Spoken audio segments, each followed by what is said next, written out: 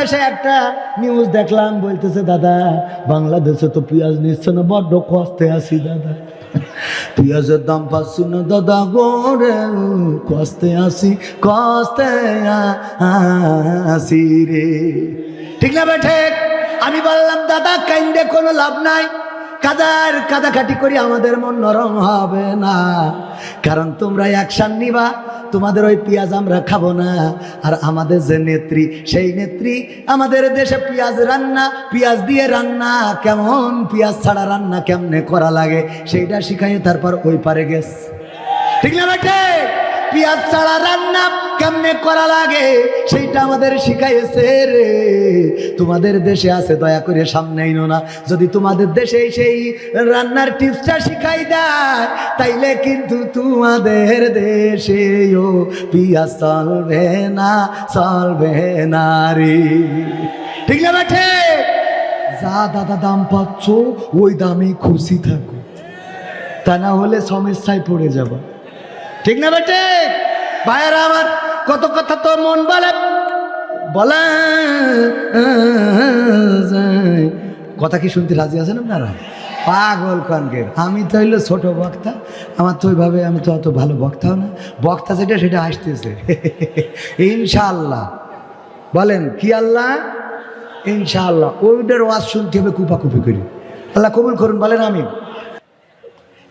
ও আমার ভাইয়েরা, আর এত কিছু করার পরে ওরা বলে আমাদের অপরাধ কি?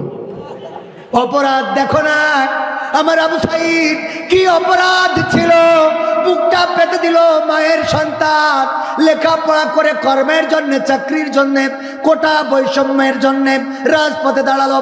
আইন তাদের দাবিটা মেনে নিয়ে নিলেই তো হয়ে যেত, কিন্তু দাবি মেনে না নিয়ে আহারে অপবাদ দেয়া হলো। আমি কি চাকরি দেব মুক্তিযোদ্ধার সন্তানদের, নাকি রাজাকারের নাতি নাতনিদের? তোমরা রাজাকার কত বলবা আর কত গালি দিবা? আমরা তো রাজাকার নই, বরং তোমরা ছিলে ভারতের রাজাকার, এবং দেশ 5 তারিখের স্বাধীনের পরে সেটা প্রমাণ হয়েছে না হয় নাই?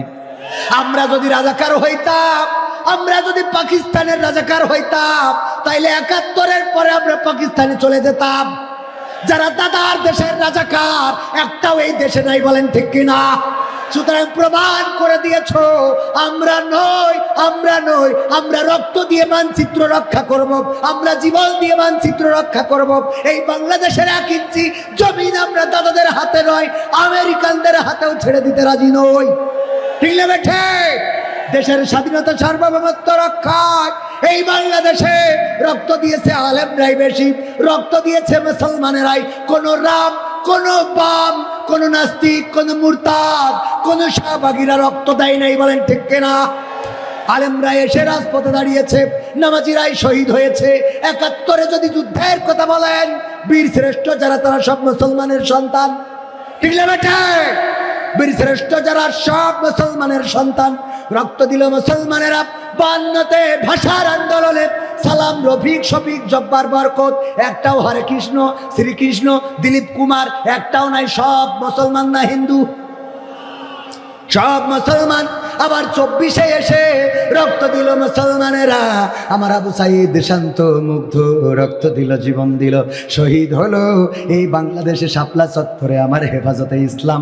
ছোট্ট ছোট্ট বাচ্চা শিশুরা, যাদের যে বাচ্চাগুলো রাজপথে দাঁড়াইলে অনেক হিন্দু আছে যারা তাদের হাতে টাকা দিয়ে দেয় মাদ্রাসার জন্যে, আর তোরা মুসলমান হয়ে ওই বেনজির ক্লিয়ার করলি। আহারে এই ছোট্ট ছোট্ট বাচ্চাদের বুকে গুলি চালাইতে কি তোদের মায়া করলো না? ঠিক না বেঠে? শাপলা চত্বরের রক্তে রঞ্জিত ওই হাত। আহারে আবার ওদের পক্ষে গণতন্ত্রের কথা বলে এক দল আছে না নাই? আমি তাদেরকে স্পষ্ট করে আগেও বলেছি, গণতান্ত্রিক অধিকার ভোগ করবে, এটা তো কথা ঠিক, আমরাও চাই। কিন্তু তোমাদের কাছে প্রশ্ন, যখন বালুর ট্রাক বাড়ির সামনে ছিল তখন গণতন্ত্র কোথায় ছিল? যখন নয়াপল্টনের শাটার টেনে তালা দিল তখন গণতন্ত্র কোথায় ছিল? যখন নেত্রীকে ওই নাইকো দুর্নীতি মামলায়, মাত্র 2 কোটি টাকার মামলায় জেলে দিল, রিমান্ডে নিল, অসুস্থ মানুষ চিকিৎসাও হইতে দিল না, তখন তোমাদের গণতন্ত্র কোথায় ছিল? যখন রাজপথে দাঁড়াতে দেয় নাই, কোনো কথা বলতে দেয় নাই, ভোটের আগে দিনের আলোতে নয় রাতের অন্ধকারে তাহাজ্জুদের নামাজ পড়ে ব্যালটে সিল মারলো, তখন গণতন্ত্র কোথায় ছিল? যখন ফাঁসি দেওয়া হলো একই দিনে দুইজন নেতা, একজন ছাকা চৌধুরী আর একজন আলী আহসান মোহাম্মদ মুজাহিদ, আমাদের এটা তো বাদ দিলাম কারণ আমরা শহীদ হওয়ার জন্য এই তামান্না নিয়ে ঘুরে বেড়ায়, ছাকা চৌধুরীর যখন টানিয়ে দিল তখন গণতন্ত্র কোথায় ছিল? ঠিক না বেঠা? এই গণতন্ত্রের কথা যারা বলে মাথায় রাখবেন, ওরা আসল জাতীয়তাবাদী দল নাই, ওরা হলো ওই দাদাদের টাকায় কেনা গোলাম রয়ের এজেন্ট। এই জন্য তারা তাদের পক্ষ নিয়ে কথা বলে। ঠিক না বেঠা? ভাইরা আমার, আলোচনার সময় চলে যায়, কিছু সঙ্গীত শোনানোর দরকার। এই বাগেরহাটে আসা তো বন্ধ করেই দিয়েছি। আজকের এই মাহফিলটা অনেক আগে রাখা, আমার ইসমাইল জবিউল্লাহ ভাইয়ের সম্মানে মাহফিলটাই এসেছি। একটু কম আসা হয় এইদিকে, আমার রাহাত ভাই জেলে গেল আর আমি বাগেরহাট ছেড়ে দিয়েছি। ঠিক না বেঠে? যারা আমার চেনেন তারা জানেন, আমার রাহাত ভাই যদি কোনো মাহফিলে বলেছে কবির ভাই ওই মাহফিলে যান, চলে এসেছি, ভাই সাক্ষী। যদি বলেছে এই মাহফিলে আসেন, এমনকি হাদিয়ার বিষয়ও আমি কোনো মাহফিলে কোনো কমিটির সাথে লেনদেন করি নাই। রাহাত ভাই যেটা বলেছেন, রাহাত ভাই নিজে যা হাদিয়া দিয়েছেন কাটাখাল মোড়ে যেয়ে পকেটে নিয়ে চলে গেছি। ভাই আছেন সাক্ষী।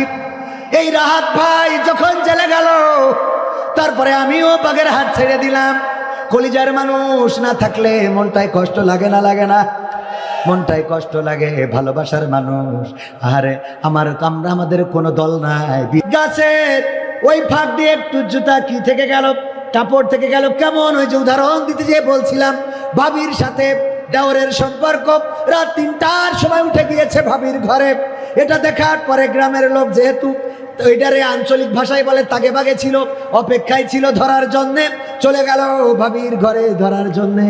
বুঝতে পেরেছে দরজায় এসে মানুষ দাঁড়িয়ে গিয়েছে। এটা জানার পরে পিছনের দরজা অথবা বেড়া অথবা যাই থাকুক ওই পাশ দিয়ে বের হয়ে চলে এসেছে নিজের ঘরে। এসে যায় নামাজ বিছিয়ে নামাজে তাহাজ্জুদের নামাজে সিজদায় পড়ে আছে। কে? দেবর। কে? দেবর নামাজে পড়ে আছে। ওরা বুঝলো যেহেতু পিছন দিয়ে বের হয়েছে, তাইলে নিজের ঘরে যাইতে পারে। ঢুকলো তার ঘরে, দেখে সিজদায় পড়ে আছে, টেনে তুললো। কি খবর? কয় আমি সিজদায় আছি, চতুর্থ আসমানে পৌঁছে গেছি। টানো কেন? কয় টানি, কাজ আছে, কথা শুনতে হবে। নারায়ে তাকবীর, লিল্লাহে তাকবীর।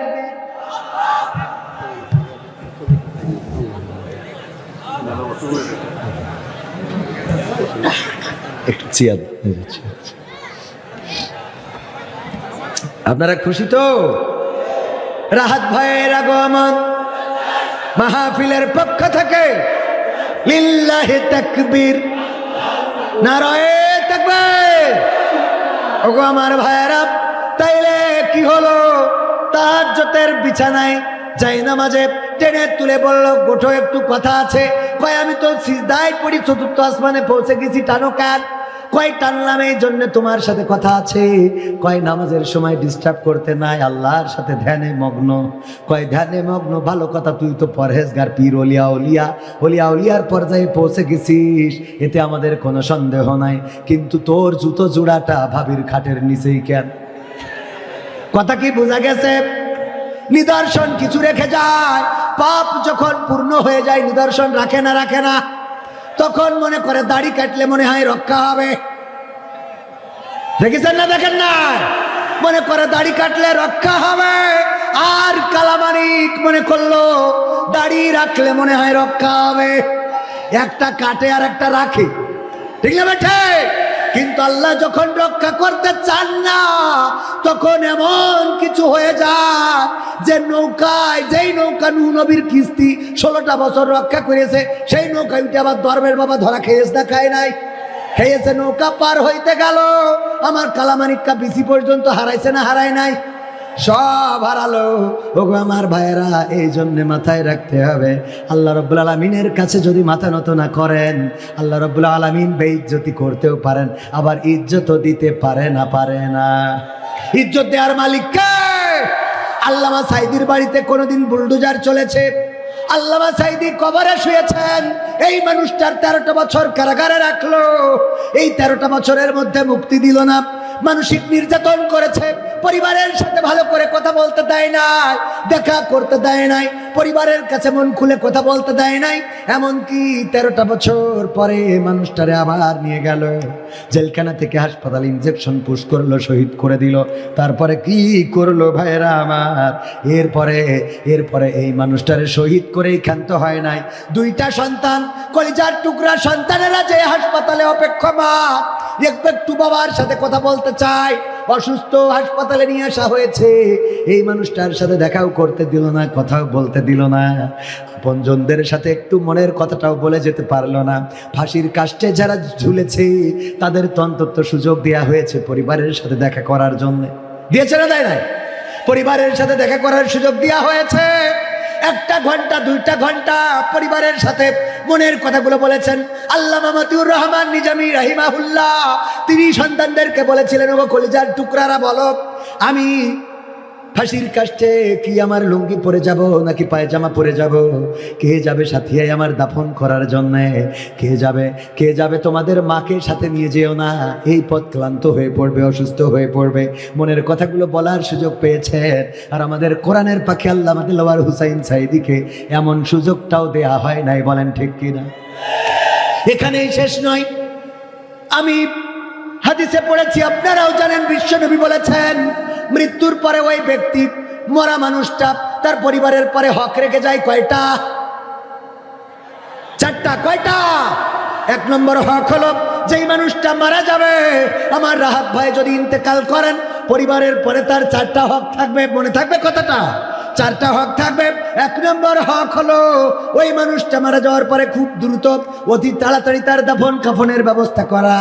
2 নম্বর হক হলো তার যদি কোনো ওসিয়ত থাকে সেটা পূরণ করা। 3 নম্বর হক হলো যদি তার কোনো ঋণ থাকে পরিশোধ করা। আর 4 নম্বর হক হলো তার রেখে যাওয়া ধন সম্পত্তি সুন্দর করে বন্টন করে দেওয়া। এই 4টা হক রেখে যায়। তার মানে দাফন কাফনের পরে 2য় নম্বর হক হলো কি করা? ওসিয়ত পালন। ওসিয়ত। এই সরকার দাফন কাফনটাও ঠিক মতো করতে দেয় নাই, বলেন ঠিক কিনা? দাফন কাফন করতে দিল না। 2 নম্বর হক ছিল তার কি করা? ওসিয়ত মোতাবেক খুলনার ওই যে সিদ্দিকে আলিয়া মাদ্রাসায় তার কবরস্থ করা, সেই কবরটাতেও ঘুমাতে দিল না, সেখানে কবর দিতে দিল না। এমনকি তার গায়েবানা জানাজা পড়তে গেল, গুলি করা হলো, শহীদ করা হলো। আমরা যারা এসেছি আমাদের গাড়িতে আক্রমণ করা হলো, রক্তাক্ত করা হলো আমাদের ভাইদেরকে, গাড়িগুলো ভেঙে গুড়িয়ে দেওয়া হলো। এমন অবস্থা করার পরেও এখন তারা বলে আমাদের অপরাধ কি? কথা কয় না। এক আল্লামা সাঈদীর সাথে যে অপরাধ করেছো, সেই অপরাধের ফাঁসি যদি 70 বার তোমাদের দেওয়া হয় তাও হক আদায় হবে না, বলেন ঠিক কিনা? আবার কয় আমাদের অপরাধ কি? হ্যাঁ, আমাদের অপরাধ কি? অপরাধ খুঁজে পাও না। সেনা হত্যাকাণ্ড, দেশপ্রেমিক অফিসার বিডিআর হত্যাকাণ্ড যে ঘটানো হলো, দেশপ্রেমিক সেনা অফিসারদেরকে নির্বিচারে হত্যা করা হলো। আহারে, কেমন করে পারলে রক্তে রঞ্জিত করতে?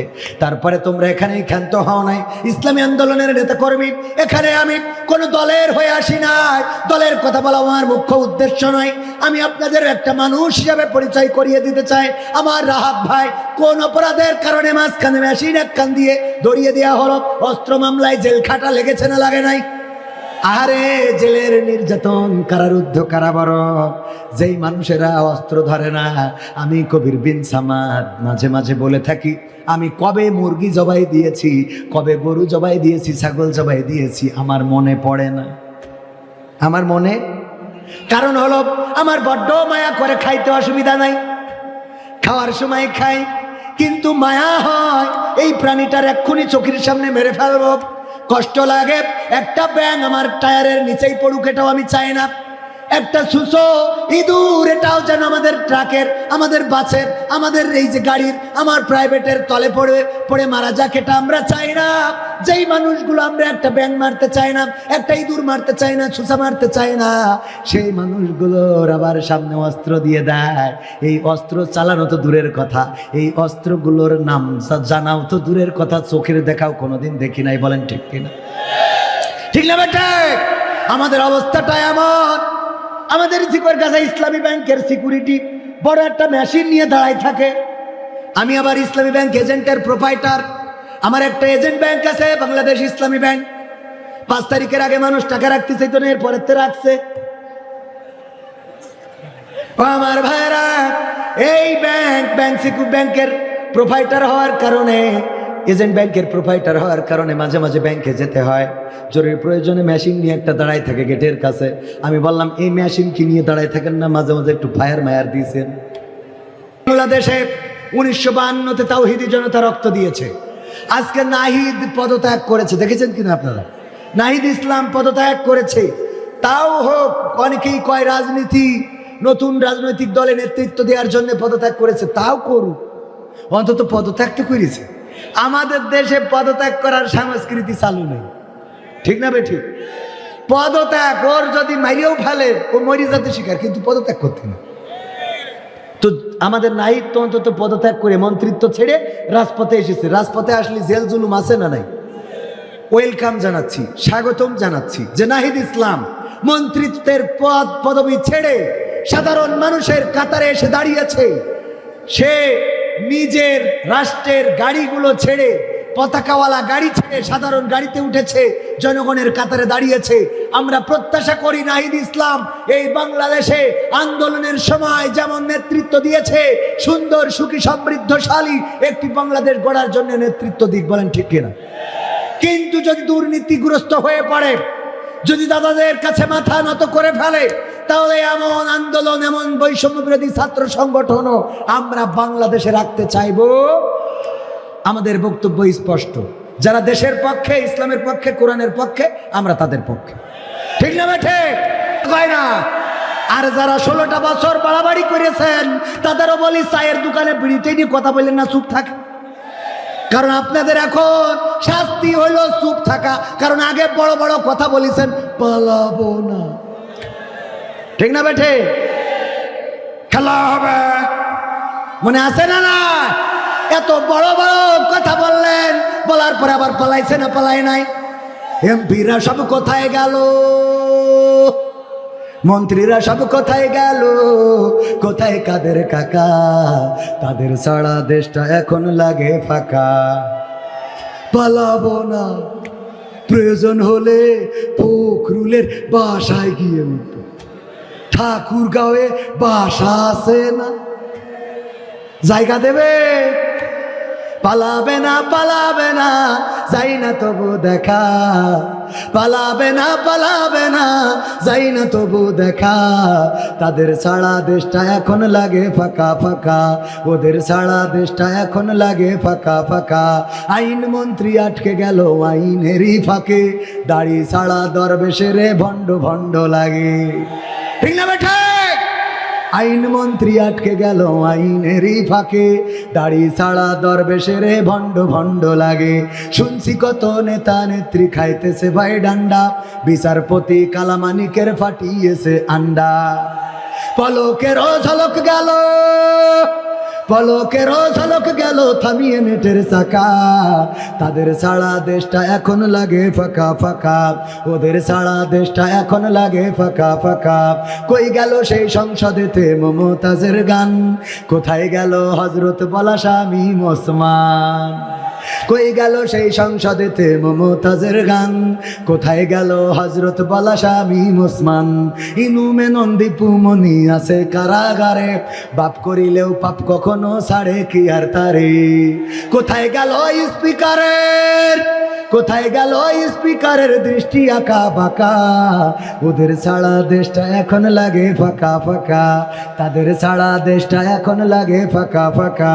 কোথায় গেল আরাফাত আর ব্যারিস্টার সুমন? কথা বলার সময় তারা করেনি ওজন। মুরগি কবির খাইছে ধরা, জাফর কোথায় আছে? গোপনে কি সেও গেল মোদি দাদুর কাছে? কোথায় গেল এ সালমের, কোথায় গেল এ সালমের কাড়ি কাড়ি টাকা? ওদের সারা দেশটা এখন লাগে ফাঁকা। লাগে না, লাগে না, ফাঁকা ফাঁকা কেন লাগে? কারণ আগে টেলিভিশন জুড়লে আমরা জানতাম কেমন করে কুমড়া দিয়ে বেগুনি বানানো যায়, ঠিক না বেটা? আমরা জানতে পারতাম কেমন করে কাঁচামরিচ শুকিয়ে রেখে বর্ষাকালে আবার ভিজাইলে জ্যান্ত হয়। আমরা জানতে পারতাম কেমন করে কাঁঠাল দিয়ে বার্গার খাওয়া যায়। দাদা